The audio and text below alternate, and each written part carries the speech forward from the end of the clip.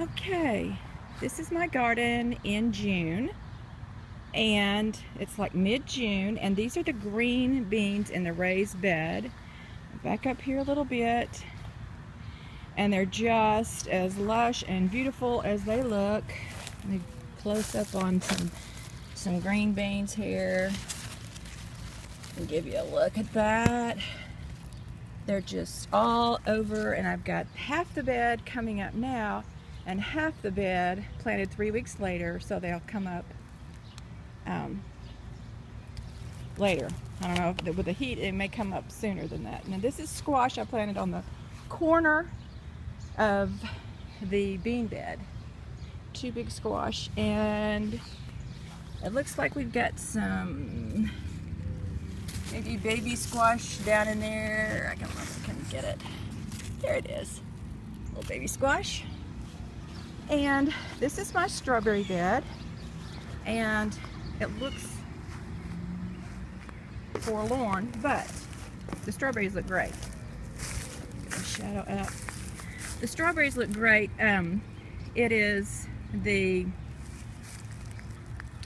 herb that I planted, the barrage that I planted in the middle of the bed to attract bees, which you can see. I don't know if you can see Mr. Bee there. Okay, it really attracts the bees, but it gets really heavy and it'll fall over.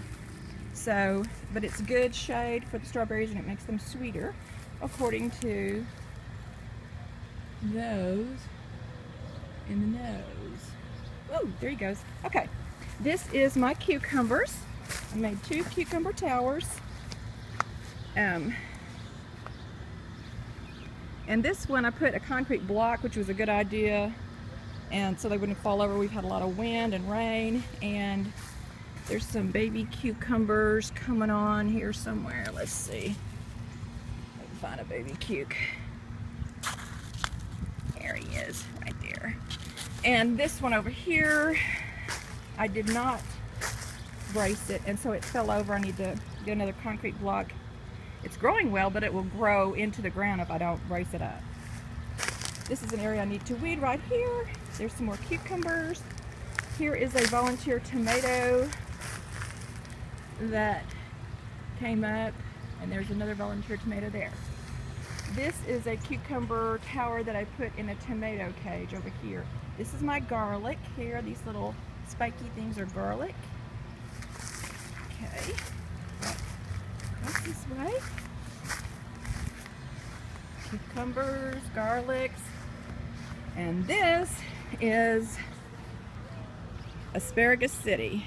It's like a jungle of feathery asparagus. There's 4 rows, and it makes, this is the second year, so you have to let it go to ferns, and then next year we get to eat. So it's like this feather jungle. You can get through it, but you have to kind of lift, you know, the little ferns away, you know, so that you can, but they don't itch or anything. They're just real sweet, and they have little berries on them that make new little fern plants on the ground, new little asparagus. So we should have a lot of asparagus from our jungle next year. It won't be a jungle, we'll pick it. And this here is Tomato Alley, and I'm telling you, I am a believer in Miracle Grow soil. From here on out, I made a raised bed of tomatoes, and because we have gophers, so I had no way, see there's the wood there, there was no way to anchor them, the tomato cages, so I had poles on either end, so I just took close line and just wove it through all the different tomato cages, and then attached it on the other end, and so that's how they're supporting themselves. Let me step through here, and they are just, I mean, they're at least 5 foot tall. They're just huge and healthy and beautiful and lush. Now down here at the bottom, you see that's calendula. You're supposed to plant calendula with your tomatoes. It's good for whatever, and you can save it and make a tea, and it's good for humans to heal things. I don't know, whatever. But there are, oh, it smells so good and tomatoey down here. They're big tomatoes, right down. Let's see if I can get a good picture of you down here. There you are. Yeah, there's big old tomatoes. These are heritage. No, these are Parks beefsteak, and they were told to me to get these because they said they just keep going and keep going, and apparently that's true. I'm in the middle of this tomato city and asparagus-ageddon here. It's just huge, but the ground is straw, so you can walk through it, but I mean it's just really, really thick. Every inch has plant, and they're healthy and lovely. And now this one on the end is a little bit different one. It has like a potato shaped leaf, and it's a real old-fashioned, and I'm anxious to see what the tomatoes will do. They say they're very stingy. They don't make as many tomatoes, but I'm anxious to see that one. And I have some, let's see, these four were Parks, and that one came from somewhere else. I can't remember, seed, I think. Okay, and then you go back around.